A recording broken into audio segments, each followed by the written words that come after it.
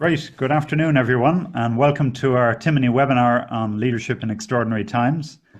Our purpose with these webinars is to support you in your leadership role as you engage with the new challenges we all face. Before I introduce our panel today, just to remind you that there is a questions and answers facility for this webinar, which you'll see at the bottom of your screen.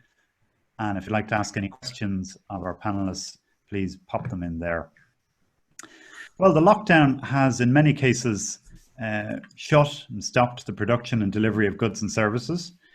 It has also affected the key ways in which many organizations engage with their customers and communicate with them through marketing and selling. And this afternoon, we've a talented panel of experts here to discuss how the sales and marketing landscape has changed and what leaders can do, how they may be, I suppose, well served on focusing on during these times when the restrictions are lifted. Very grateful to each of you for having joined us here today. And first off, Professor Joe Pons, who's one of our Timoney faculty, teaches on the Advanced Leadership Program. Joe, who studied here in Ireland in earlier years, was marketing professor for 14 years at the IESE Business School, our Associate Business School, before embarking on professorships at San Telmo International Institute in Seville and Babson College in Boston. And he leads the strategic and sales marketing case discussions that we have on the program, as you know. He's been teaching in over more than 50 countries, from Moscow to Boston to Pakistan to Slovenia to here in Dublin. So I can sense, I'd say the travel restrictions are beginning to impact you a bit, Joe. That's right. Cabin fever. That's right. That's right. I have the syndrome. I have a syndrome. Very good. And then Kay McCarthy, who's Managing Director and Founder of MCCP, the Independent Strategy Agency, which is based here in Dublin, which started in the midst of the last economic downturn, 2008. She's worked with some of the biggest businesses in the world, previously worked herself with McCann Global and Diageo, and there saw the need to form a research, strategy, innovation and culture agency, which she and her team are working and filling a real need there in the market. And then finally, Ronan Morris, who's Managing Director of Together Digital, an award-winning digital agency, which specializes in B2B digital marketing. Together Digital build custom digital strategies mainly for established mid-size B2B firms looking to step up to the next level.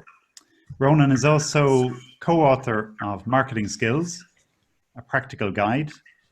And I can say we've benefited at Timoney from Ronan's advice and the services of Together Digital, as they've done our website. And indeed, as many of you alumni know, they also do our testimonial videos. Both Kay and Ronan are alumni from our Advanced Leadership Program in 2016. So Joe, maybe if I could come to you first. We've been watching here the pain that the virus has inflicted on Spain, very sad to see. What's the sentiment like there now? Things improving? Things are improving indeed. We're almost seeing the light, even if a small point at the end of a tunnel. A number of deaths, daily deaths, has come down to about 300, 400, you know, which is still an extremely tragic number. Yeah. But it was up to 2,000 once upon a time. So far we have lost around 30,000 people. And this is a huge, I mean, this is a tsunami. I mean, we have been devastated. The lockdown is very strict, as it should be, but we are beginning to see some flexibility.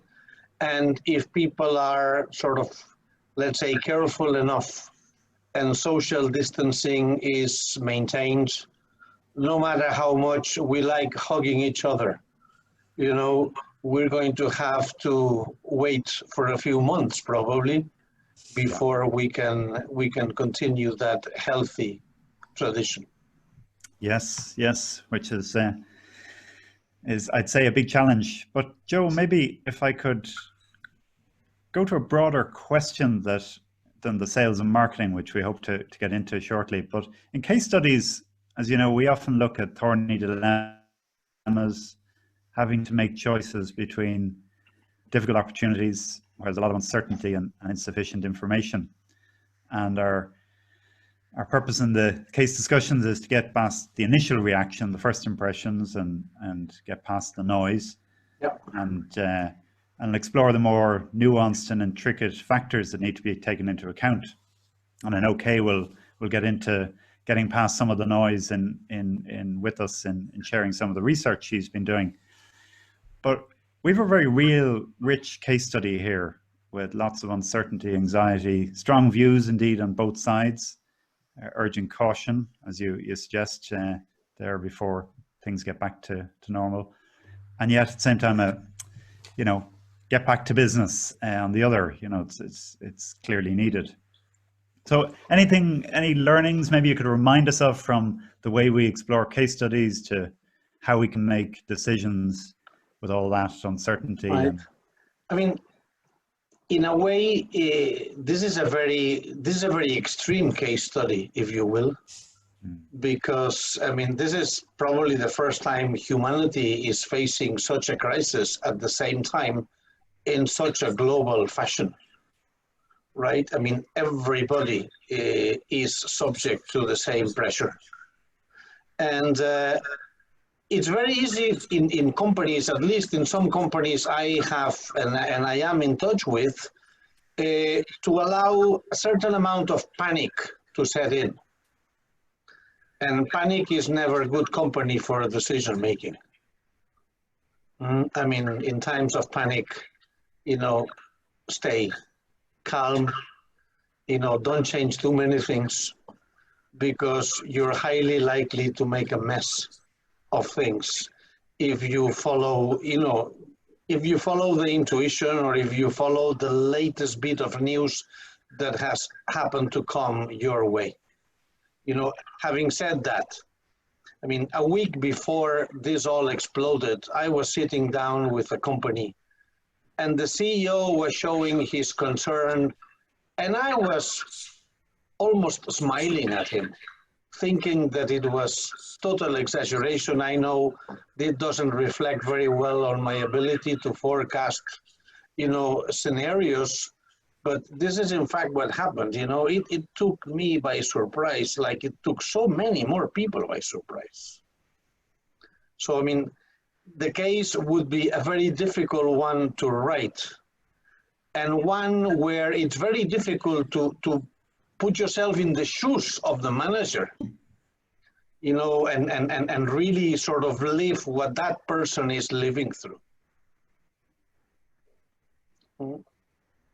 Well, that's a real dilemma, and I suppose, like in the cases, if we peel back the layers, there are insights there that will help us to respond in a constructive way. And just coming to you, Kay, on that perspective, you've been doing quite a bit of research in these past few weeks among consumers, and an unusual set of circumstances to be doing the research, I imagine. But what have they been telling you? Thanks, Ronan. Yes, myself and the team at MCCP, we've been doing qualitative research that's talking to people all over Ireland, obviously like this, via Zoom, so that's a new experience. And we started out, I think, listening, as Joe, it's really hard to empathize what people are going through, even though we're all going through a variation of it together. We started out early on, so kind of mid-March, and the last wave we did was week before last, so it's fairly recent, talking to the same clusters, so young families, older families, and then empty nesters. And I suppose we're tracking these trends. So we look at 3 areas really, because that's what drives behavior ultimately, which is what companies and brands need to work out. What are those behaviors are going to be enduring and long term? But I guess right now, as Joe said, you know, we are in the now. We'll move to the next in the transition. So what we've heard at a sentiment level initially, as naturally everybody was overwhelmed and shocked and really anxious, and that then moved into and graduated towards people became accustomed. You know, there was an accelerated adaptation very quickly, and people became an awful lot calmer about 2 weeks ago, and almost, you know, people adapt really quickly, and humans, whilst it's a human tragedy of a large epic scale that's never happened before, people have adapted to behaviors. They're feeling calmer, but however, their anxiousness over their health, and if things return, what the health needs are and the safety needs, because everybody knows that COVID, unfortunately, isn't going to go away in the short term. So they're still remaining anxious. However, they're a lot calmer about the situation of containment, and obviously the Department of Health and the government has done a really good job in terms of leadership, communicating regularly and often despite the news. People feel up to date. I suppose we're all now, the anxiousness is surging this weekend, May the 5th, when we'll find out about the future of lockdown. But I think, as Joe said, it could be a few more weeks yet. People are adapting to routines, and there's a new anxiousness setting in. And this is the thing here, you know, it's their anxiousness over the health and security will remain, but it's replaced by a financial anxiety. And that's the aftershock, and people are seeing people around them maybe lose hours, lose jobs, and they're turning into their own situation. So we're almost seeing like a cycle, one feeling being replaced by the next. So we will see continuing anxiety. And I know my other colleagues are doing some research this week. People do want to get back out. People are feeling isolated. And those deep human needs that we have to connect with each other and to hug and to bond and to meet families is now what people want to claim back and to connect. And I think that's where they're at. They want to get back out, restore some of what they call normality. We know normality won't return for quite some time, and it will in fact be a very different world.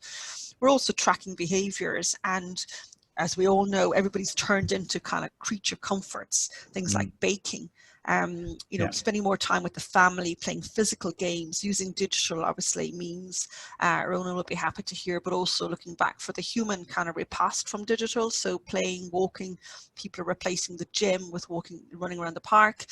And some of those, and I suppose that's the gold question, you know, some of those routines will be better than, they'll fulfill the needs and better than the ones that they had before, and they're the enduring needs. So if I take an example of one of those, you know, cooking will probably not stay unless it's because it's about comfort food. We won't all be baking bread in 5 months' time, I'm pretty sure.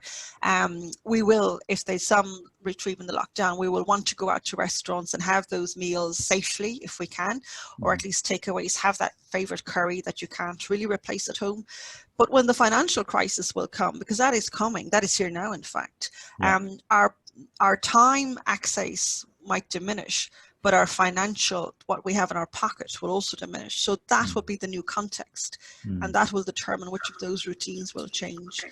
While some of them are circumstantial, the new context will be financial, and that will become a different pressure and a lens. We'll be tracking that too. So I think that's, we're going back to talk to consumers in 2 weeks' time again. So we'll see that evolution as the context will evolve.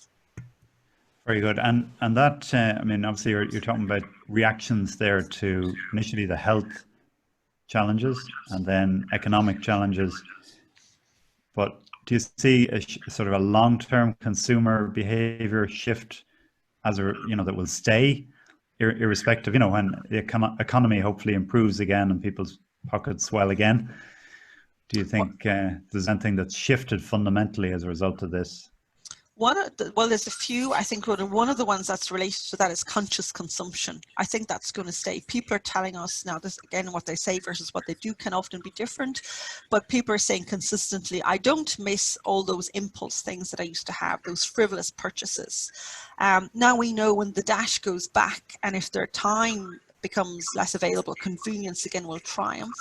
But I think, you know, there's definitely a rise of conscious consumption, and if that's intersected with reality, people then will be buying stuff that they can afford, and they'll really think hard about what that is. And that could be maybe a luxury item, or it may be something a little bit more price sensitive and valued. And as we saw in the last recession, the demise of the middle, I think that's still going to happen in a heightened fashion. So if your brand or product isn't offering something of clear value and fulfills a need to consumers in those contexts, you're going to be gone.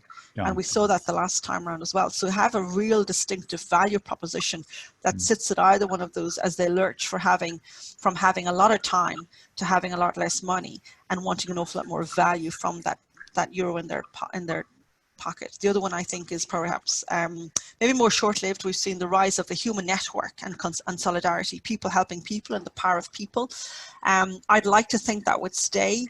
But I fear that as things will recover over time, that'll probably diminish. But that strong sense of community, we see a real rise. I don't know, Joe, if you're seeing that in Spain, in local brands and in Irish brands, and people saying, you know what, I will support Irish tourism this year because I'm not going to travel. So that hotel or that local butcher who's been really good, I'm going to stay with him. And again, as long as they keep staying relevant and offering value to the consumer, they're well poised to stay and really grow in this new economy. That's right. So do you have something to add to that? You asking me? Yeah, in relation to the tourism issue that you just briefly touched on, Kay, I mean, tourism being such a central part of the economy in this country, which is approximately 12% of GDP, and probably a substantially higher number when it comes to employment.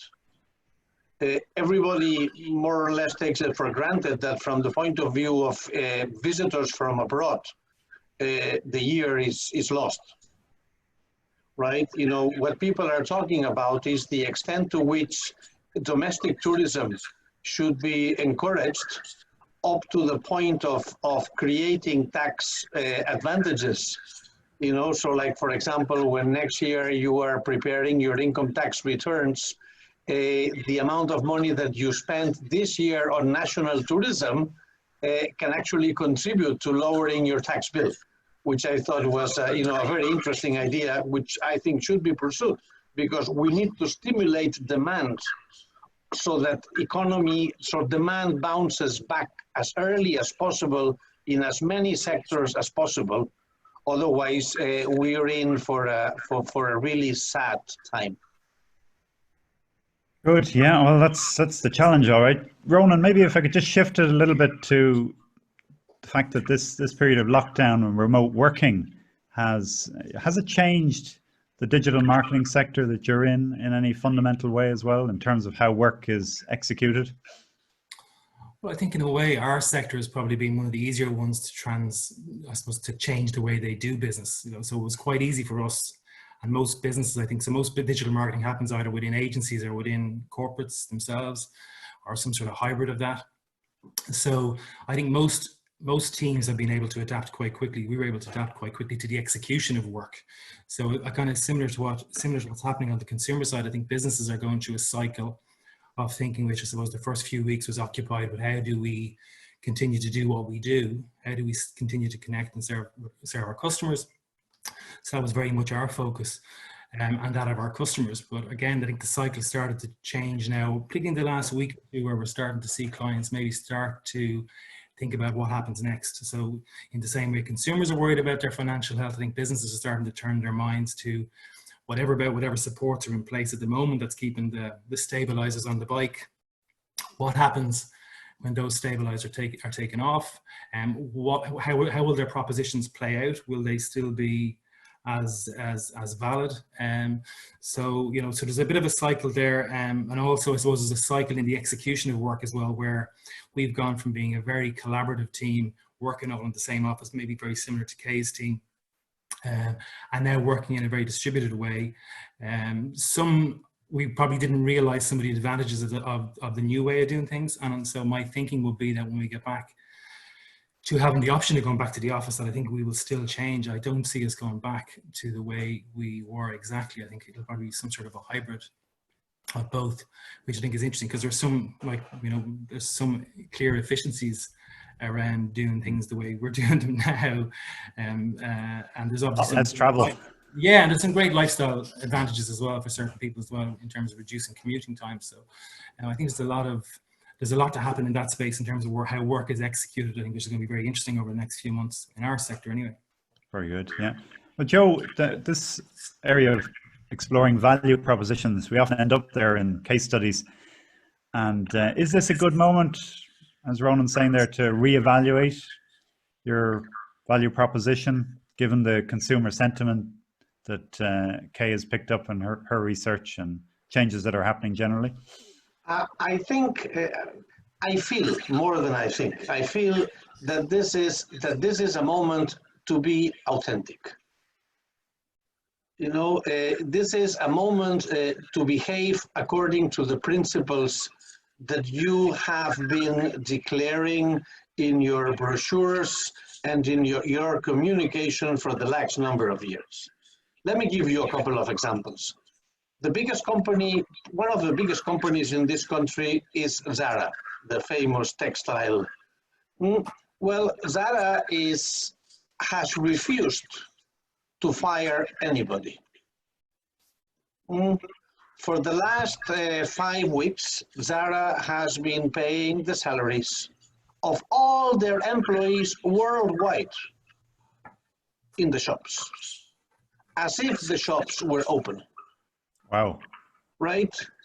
Hey, not only that, Zara has been helping the Spanish government with logistics, because of course they know logistics a lot more than anybody in the Spanish government, with logistics to bring in a safety and hygienic material from China, right, that would not have been getting here on time by any means if Zara had not taken over the logistics. So now you think, you know, when all of this is over, will people remember that? I think the message is so loud and so clear. I mean, the founder of Zara is already being proposed in social media here for some of the big sort of prizes that they give every year, you know, the person who behaves better. You know, this is normal. Yeah. This is normal. But I mean, Zara is proving that it's not only blah, blah, blah. I mean, I walk the talk, you know, and I'm being authentic, and I'm sending a very strong signal, hey, which is hurting my pocket. Yeah. I mean, imagine the thousands of employees that could have been laid off and be in the government's payroll and are now being still supported. I mean, what is the level of motivation with which these people will go back to fight for Zara when the shops open again? Yeah, yeah. I mean, this is in a way a very extreme example, right?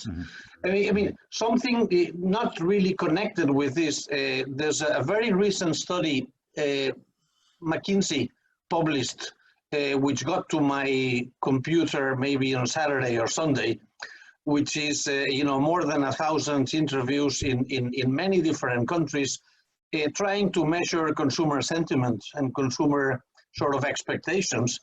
It's interesting that while optimism about the future of the economy is prevalent among US, Chinese, and Indian consumers, there's a substantial level of pessimism in Europe. Yeah. There seem to be, I mean, and the numbers are strikingly different. Yeah. The number of people who expect the economy in Europe to be hardly hit for a longer period of time is about 3 times the same number in China, India, or the US. You know, I don't have an answer, but it's good to, you know, interesting to reflect. Reflect on that, yeah. Well, Kay, just if I could come back to you, I know you, in your research, you've identified that consumer sentiment as well that expects brands to put people first over their own needs in these times. Have you examples from here in Ireland where you think brands have done that well? Yeah, we have, and I think these again were born out of what people said. So I'd agree totally what Joe said about brands need to be authentic. So we could classify them as supporters and saviors. So brands that really rallied forward and put the nation first, you know, people over profit, and did stuff over and above their own production lines. So you could take O'Neill's, for example, and Unpost are two good brands that got quoted. So Unpost is our postal company. So they said, look, the postman is a touch point for people who feel isolated around Ireland, always was. He or she, who's highly regulated by the unions, as we all know, is now going to go over and above beyond their brief, and they're willing to do so, to bring you the pharmacy, you know, the prescription, or to bring you newspapers. And I think that's a wonderful, you know, build on a credible truth that people had for Unpost. So it really, they get a lot of credit for that. It might be expected in part, but as they were cutting numbers of people who worked in those areas at the time where they gave them an alternative use. The other one is O'Neill's. O'Neill's are a sports company who had financial difficulty, and they repurposed their production lines to make scrubs for the front line. Again, that's a wonderful endeavor by a fairly mid-sized business to do something over and above at a time that they were in financial crisis themselves. And I'm pretty sure they'll get a lot of applaud from the Irish people, as they are in groups, in terms of their future growth trajectory.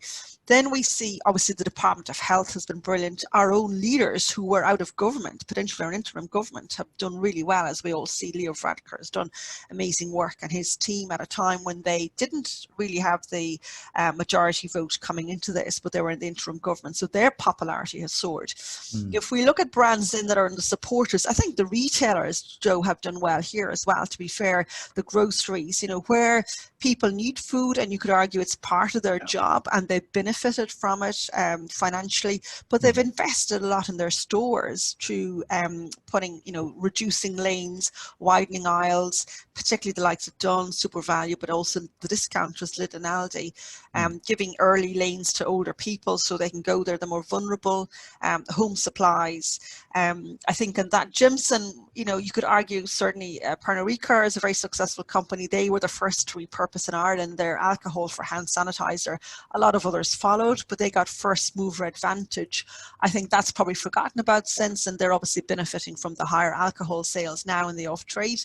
But I think they got noticed. So there are a few saviors out there, and I think for brands to do it, they have to do it consistently, but they have to be authentic. You can't do it if it's not against your, if it's not in your core values. So you can't certainly flip, and you just have to be anonymous as the person. Yeah.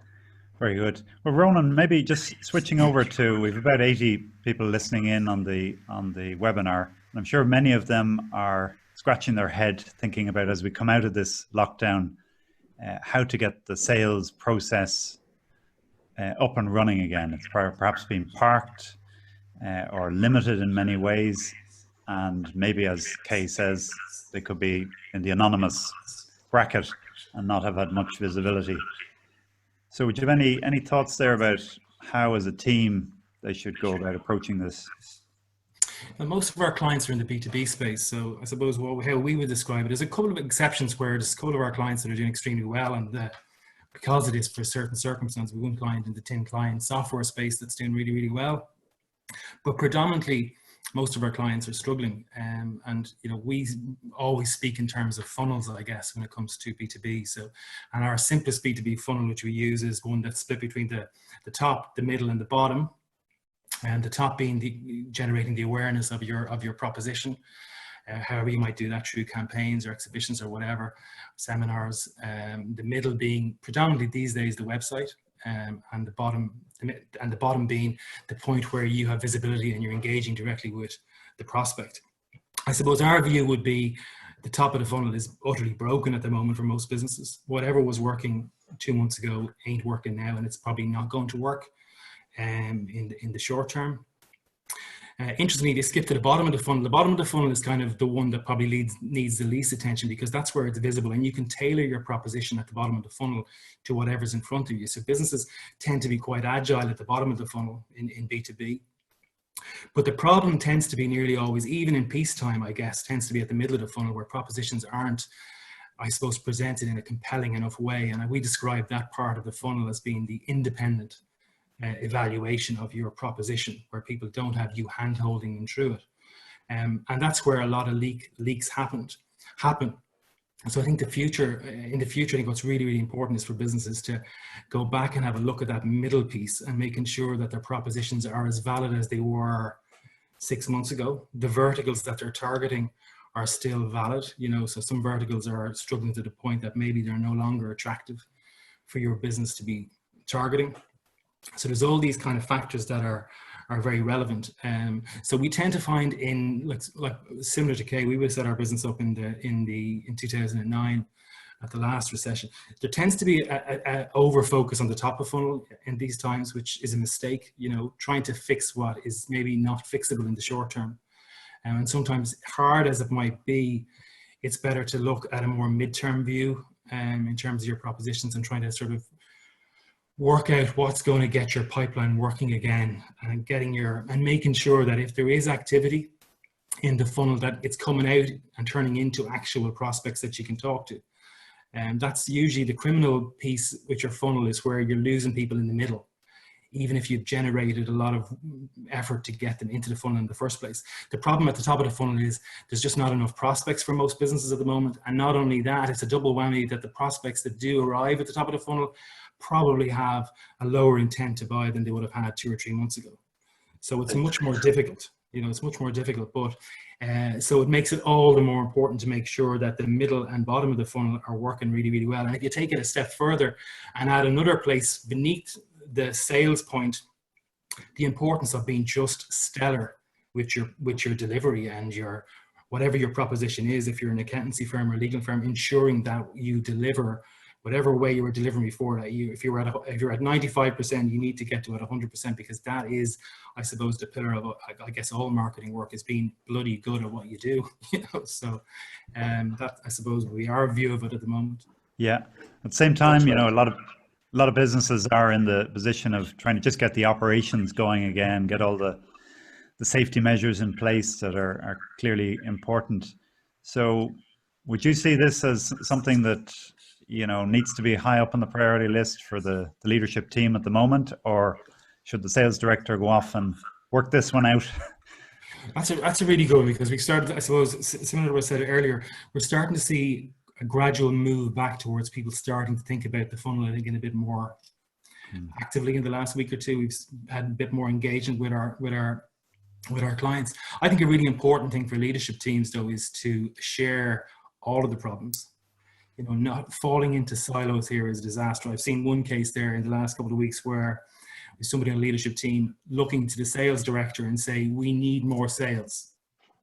Okay, like that, if that's not obvious to the sales director, so that's not hugely helpful. Okay? I think more helpful is to, you know, what can I do with you? Can we discuss our propositions? Can we discuss how we might look at different verticals? You know, so different people on different teams, in the same way that if the CFO is having a problem with cash flow and generating and recovering payment for invoices, that's not solely the responsibility of the CFO, it's also the responsibility of the sales director. So I think that kind of case at solidarity, or your solidarity as well within businesses, is hugely important. You know, we're not looking at other people on the sales team and on the leadership team and saying that's their problem. It's not. This is a crisis of incredible proportions that is, for many businesses, is an existential crisis that they may not survive. But I think it's also a point here that businesses almost need, certain businesses are in different segments. There's certain businesses that will survive whatever happens here. There's other businesses who are maybe in the kind of 50-50 space, and there's some businesses that will inevitably fail. How you play your cards in sales and marketing should be somewhat influenced by where you are in those segments. Businesses that are in the top segment that are going to survive anyway can possibly be a bit more aggressive and a bit more, I suppose, brave. Whereas the businesses in the middle segment tend to be very cautious, and the businesses in the bottom segment just tend to be paralyzed. So you get all this kind of, you know, it can become a little bit like a game of Texas Hold'em poker as well. How you play your chips is often defined by how many chips you have in front of you in the first place. Well, Joe, I mean, just on that, like you've talked about different sales styles being needed before in different organizations, and you've distinguished before between hunters and farmers. It seems at the moment you need both, or to be both. You always need both. Yeah. You know, you always need both, and it's very difficult to survive. It's very difficult to manage a sales force with people from both tribes together. But still, I mean, this is the constant challenge that is present in so many organizations. I mean, Ronan was just talking about the fact that, you know, some verticals and some industries will continue pretty much the same. I just had an email maybe an hour ago, you know, where somebody from the local bottler from Coca-Cola for Spain and Portugal releases that their sales are 1% down so far in 2020. You know, and I said, wow, you know, I've got to mention this number at 1%. The webinar, because I think it's very interesting. You know, 1% down for 2020 so far. And this is the number probably from yesterday or the day before. In other words, you know, with all the bars in the country closed, with the number of parties disappearing, you know, sales of Coca-Cola are 1% down. Interesting. Yeah. You know, interesting, and a sobering sort of anecdote with, you know, for those people who are all the time talking about this is going to be a new world and this is going to be a new consumer. Coca-Cola 1% down in 2020. You know, let's not get carried away.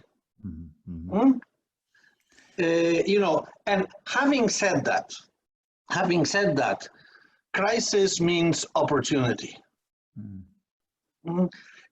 Opportunity not only in terms of going hunting again to people that we tried to hunt a few months ago and failed.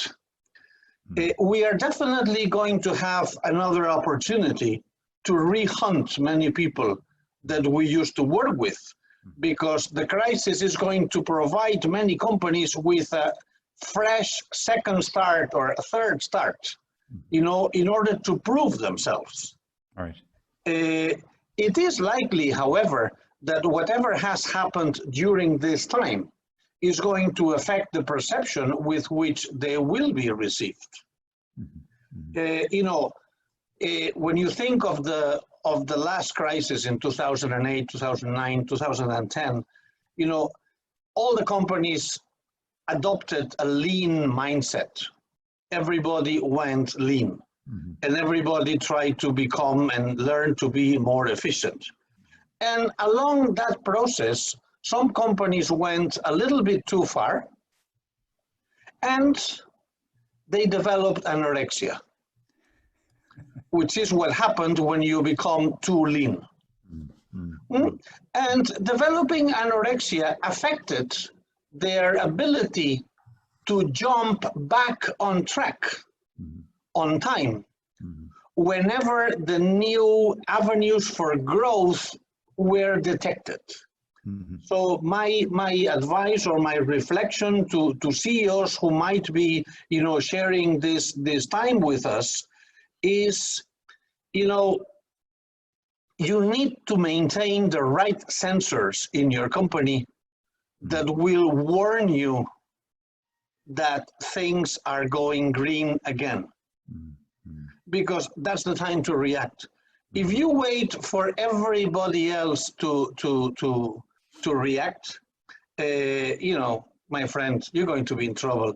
I see a question here that one of the participants, Michael Burke, just posted, asking me if I had the figures for beer.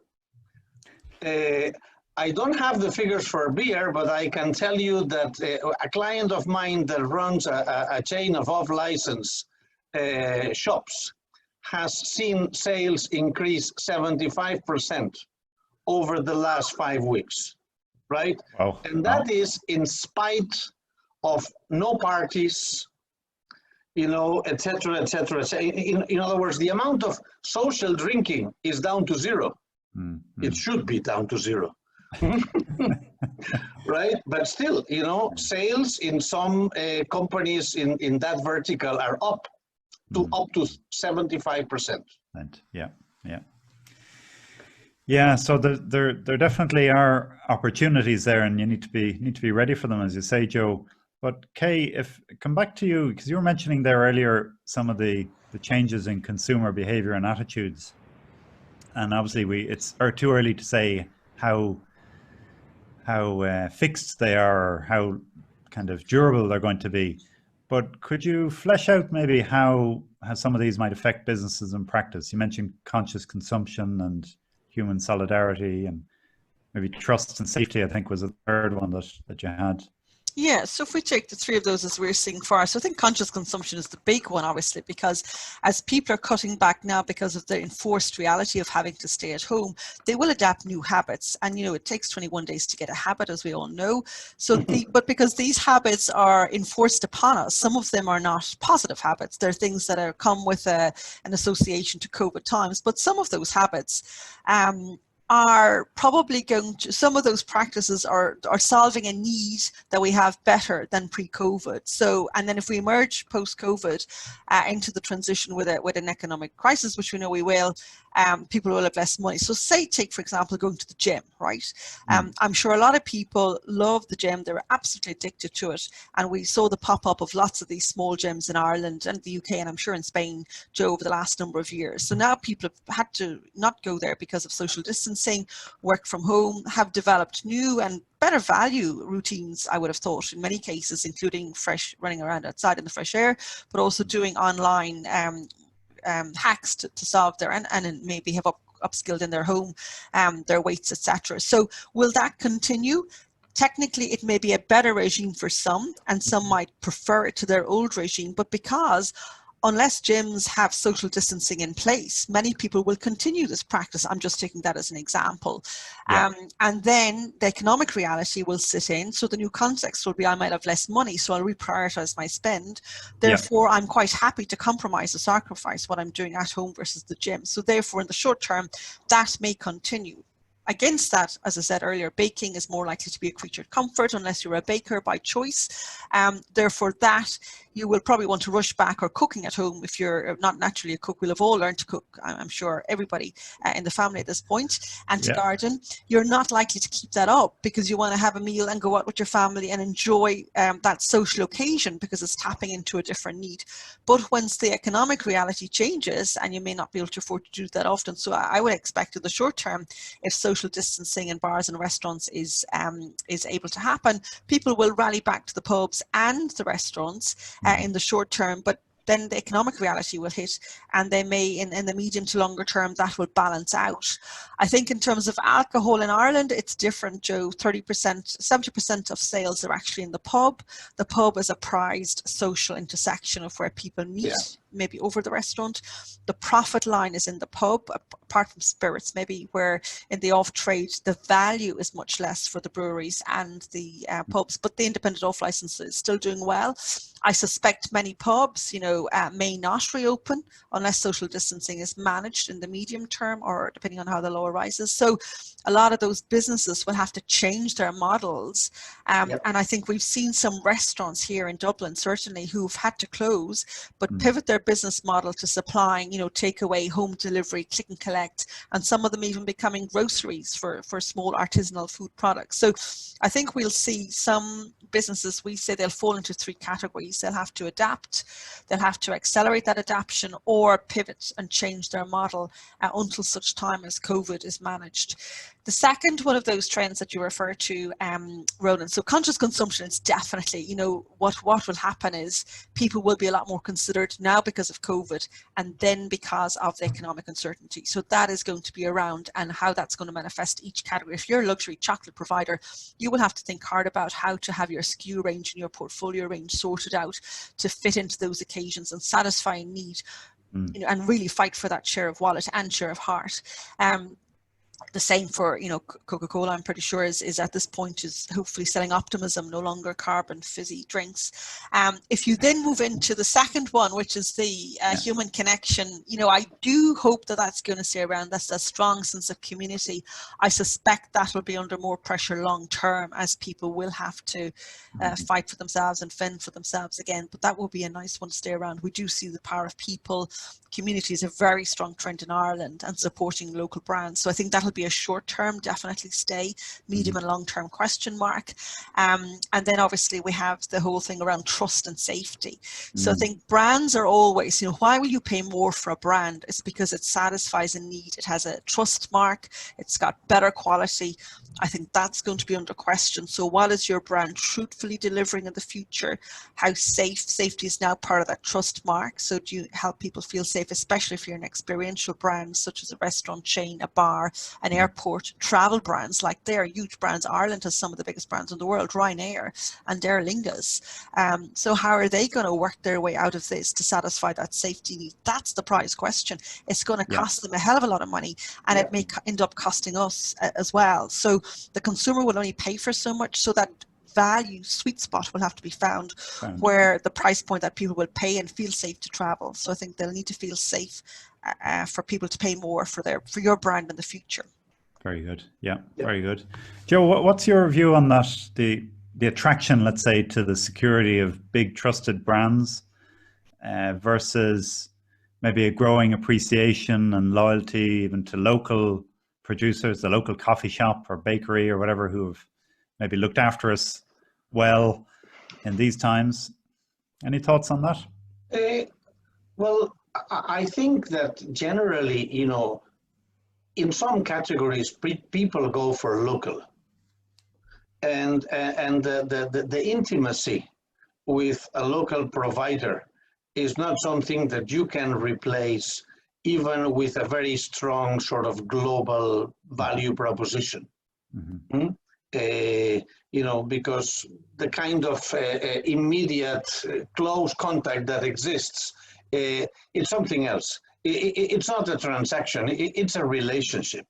Yeah. And I'm going to be and remain loyal to that relationship as long as the relationship generates the kind of value that made me loyal to start with. Yeah. Yeah. Right. You know, at the same time, you know, in many other categories, I think the power of the brand to provide me with trust is probably stronger in times of uncertainty. I don't know how to give an example. I mean, wine. I mean, I'm going to buy a bottle of wine, you know, because I want to have a small celebration at home because it's somebody's birthday, right? I'm probably less likely these days to run an experiment and to buy an unknown brand. You know, that I may not have had any problems running that, you know, in normal periods, but right now I'll go for my favorite bottle of whatever, Rioja or Ribera del Duero. You know, let's leave experiments for later. Right, yeah. And just, I mean, it's not directly related to that, but Mark White, I see here on the questions, has posed going back to your example of Zara. You know, the problem with smaller companies is they mightn't be able to afford the kind of authenticity that we're talking about. So how would they manage? I mean, is it something what you're saying there about the local playing on those values more that would help? I mean, I don't know what the rest of my colleagues would think about this. You know, I think if you are a local participant, you have a fantastic opportunity to be very strongly reinforcing your local relationships and to become even more local to the locals. Yeah. So that they wear your T-shirt, you know, which is the purpose of the exercise. Yeah. Whether it is with delivery, whether it is, you know, with a phone call. I mean, I don't know, the banking industry, which is, of course, you know, not a very local industry, but has local issues at the level of the neighborhoods. I have an impression, which is totally subjective, and I have no empirical evidence to support what I'm going to say, that for the banking industry, this crisis is a fantastic opportunity to do a bit of, let's say, to wash their face and to come clean. And to, if they use the opportunity properly, to show their customers that they're not the dirty, opportunistic set of capitalists that parts of society remembers them as, but they can turn that into an opportunity. I know banks that, spending a lot of time calling their customers these days, because they have nothing better to do. And they're calling their customers and say, how are you? How are you doing? Do you need anything from us? Yeah. And this is an opportunity to grow and strengthen sort of local relationships, even if you are Santander or whoever. Because the branch manager plays the local game. Very good. Ronan, would you have anything to add to that? I think what we've seen here, and we have a small side business, and we do a not-for-profit, which is we run the local community website here in Clontarf, and you can see what Kay was talking about there, this sort of sense of community in terms of the loyalty to the local brands. Absolutely. You're definitely going to get a sense that, for example, the local spar shop that bought in loads of jigsaws and puzzles for kids, and kind of repurposed the shop into more of a toy shop, or 30% of a toy shop, which has gone down really well.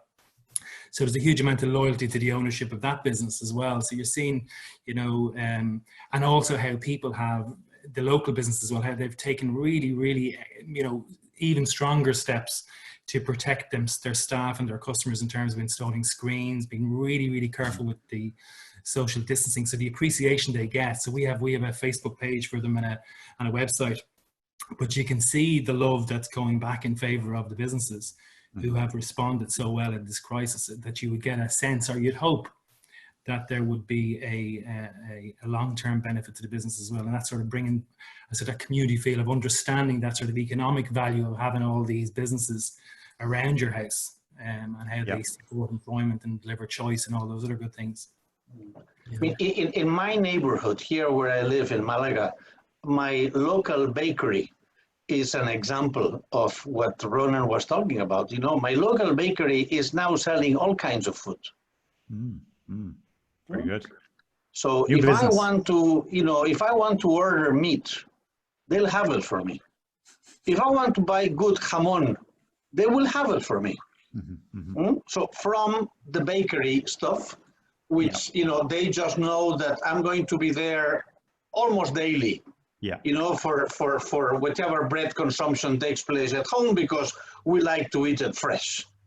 And this is very much a tradition in the place. So the bakery is an anchor, where they can build a small umbrella of businesses, adding things here and there, and that I am likely to accept because I trust the local bakery. I agree. Yeah. I think there's also a bit here around that there's obviously the retail stores are very visible. Yeah. I think there's also a lot of things that are happening behind the scenes at service level as well, whether it's solicitors or accountants or whatever, who are, engaging with clients, engaging with consumer clients or business clients who, for example, they may not even know if they're ever going to get paid for the work. Because, as Joe was saying, they're being authentic, they are doing the right thing, they're supporting the people that supported them, and even if they don't have maybe the money to pay them in the future, it's the right thing to do. So there's accountancy firms, I know some of them are our clients, who are advising businesses who, in all likelihood, are not going to be able to pay the fees ultimately for the advice that they're getting. So that is so even though they're not going to get paid, it's a responsibility. It's almost a responsibility they feel as a business, which they're not even hoping for anything. But obviously, the word I guess would spread for businesses like that. They look after their clients even beyond the point where they have economic value to them. Well, just to, I suppose, like there's a lot of added value that can be provided there, as you've each pointed out, but it does come at a cost. So there are a lot of these businesses that are really have a few months left, a few weeks maybe even, Yep. and need that efficiency in order to survive. So investing in additional services may be a challenge. Would you have any thoughts, on any of the three of you, on things that don't cost? That I would like, before we finish, you know, to share with you something that I learned in the previous crisis. You know, crisis is time of opportunity, and one of the opportunities in times of crisis like this is that there is a lot of excellent talent available. And I think for people in leadership positions, it's important to realize this. And it's important, you know, on this, you really, well, you have to be a hunter. You know, I mean, there's a lot of talent to be hunted. There's a lot of valid people, good potential people, who have been unlucky and who have found themselves in the wrong company, in the wrong time, and will be looking for opportunities. Yeah. You know, and for people who think of coming out of this situation, being stronger and having a more committed team, this is a perfect time to go hunting. Interesting angle. Kay, would you have anything to add on that?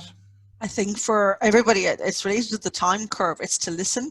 I think there's a lot of value to help people by listening and helping them see themselves and their needs played back. So I think that's one thing for us in terms of what we're seeing to our clients. And a lot of them, they're big clients, but they're not, their markets are frozen out of supply or demand. So we're giving them value because we know that's what partnership's about right now. And we have our time.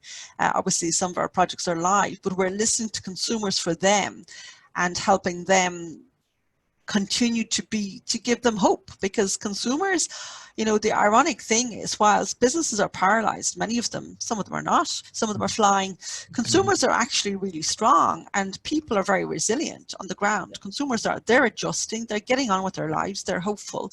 And I think when we say that to our clients, they're hugely, they start to see the opportunity, and the opportunity is different. So it's being rational, I think. It's time for listening, and it's time for supporting each other and showing the opportunity and helping people move through it and navigate it. And sometimes there are issues in the short term that they need to overcome, but it's helping people that way. Yeah. Very good, very good. Well, we're coming towards the end. So I like to finish with a broader question, seeing as in Timoney we have the motto of better people, better organizations, better society. So just related to the society piece, I don't know if you've seen it, but Ross Dutha, a New York Times columnist, has just released a new book called The Decadent Society, How We Become the Victims of Our Own Success. And he argues in this book that, as is typical of well-off societies, Western society has become more decadent in the past 30 years, evidenced by maybe less real businesses being started, less children being born, lower economic growth, kind of populist politics, less creativity in music, movies, even fashion. So people getting in the comfort zone and perhaps becoming a bit decadent. I know it's a big generalization, but do you think the incredible shock that this COVID-19 has given to Western society might provoke a renaissance of sorts, you know, at least in communities and businesses, whatever about politics, an era maybe of creativity, innovation, risk-taking, collaboration? Or are we more likely to slip back to being more fearful, cautious, self-interested? If I could maybe start with you, Joe, would you have any thoughts on that? My thoughts on that are going to be more negative, in the sense that I'm not sure about decadent society, but I'm sure that we are losing, let's say, human touch in some of the behaviors and in some of the events that we are witnessing. as everybody, I mean, in my country, we have lost at least 30,000 people. Most of these 30,000 people were senior. And many of these 30,000 people have died in old, nursing homes or at home. And I stay awake at night thinking about what have we done? How have we come to accept that, the fact that people die when they're old and we are happy with that. Their time was not up. And, people who were over 80 in my country were denied the possibility of going into an intensive care unit because they wanted to keep capacity for younger, fitter people. I mean, I stay awake at night thinking about this. It hurts my heart. This is not human. And it's even less human, and this is a slightly more Machiavellic thought, when you see, there was a sentence by a well-known, benefactor of humanity called Stalin. Stalin said that, one dead person was a tragedy, but millions of dead people were a statistic.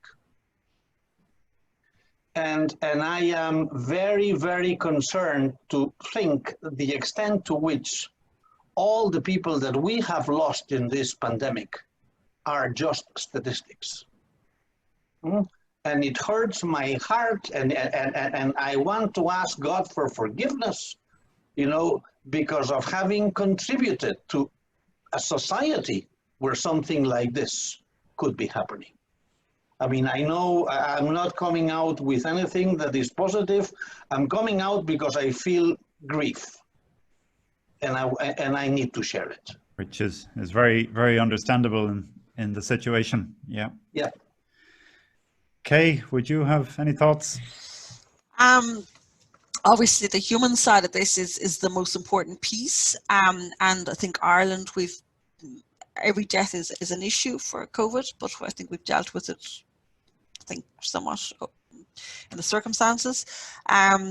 I do believe that going forward from this, we do need to think pretty hard. So I think critical, sharp thinking and reflection is going to be required. And COVID is not going away. We know that until at least a vaccine is found, and that's some time away before it's made mass available. And I think the second piece is that we do need creativity. So that combination will be required. Yeah. I agree with the point of decadence. But I think, Irish people have that, we're entrepreneurs at heart. It was an Irish person, a Kerry person, in fact, came up with the word entrepreneur. And I think once the sadness, we can't forget the sadness and the deaths for sure. So taking that on board, I think combining critical thinking and entrepreneurial, we will get to a good place in a different world that's better. I do believe, I'm hoping, and I do believe so. Great. Thank you for that. And Ronan, final word. Yeah, I think I'd share Joe's, I suppose, negativity in some ways. I think that, and I think Ireland, society should be judged on how it treats its most vulnerable. I think Ireland, when the dust settles, I think we will have been shown to have failed our older generation. Okay, but I think more optimistically, I think that I don't believe there's anybody here on the webinar here that hasn't had some sort of a personal reset element to this. And I believe there's going to be some positives coming out. I'm not quite clear what they are, but I think people have reevaluated a lot of about things in their lives. I think there will be changes coming in that will bubble up into consumer sentiment.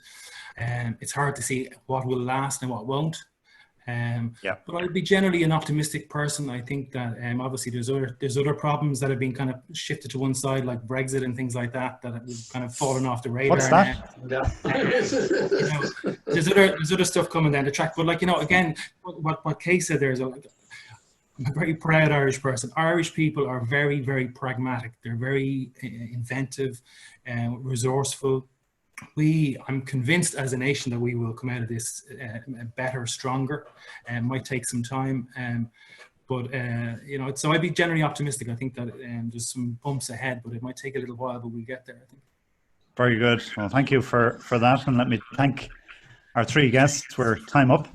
So Professor Joe Pons, Professor of Strategic Marketing on Timoney Leadership Program, and Kay McCarthy, Managing Director of MCCP, Ronan Morris, Managing Director of Together Digital.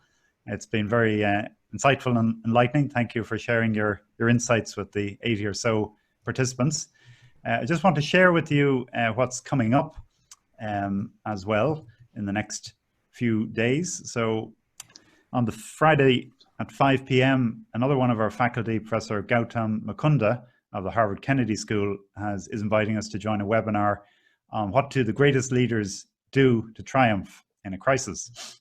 So if you're interested in jumping in on that, let us know and we'll sort you out. And then next Tuesday, we will have another webinar, this time with Caroline Curd, who's a performance psychologist and has been helping several teams over the past number of years and individuals to high performance success. So she'll be dealing a little bit with the psychological impacts that we've all been experiencing in these times and how to manage them well. We'll follow up this session with getting some feedback from you. Thank you again for joining us, and to our panelists. And in the meantime, please do take care and follow all the guidance we're being given. Thank you very much.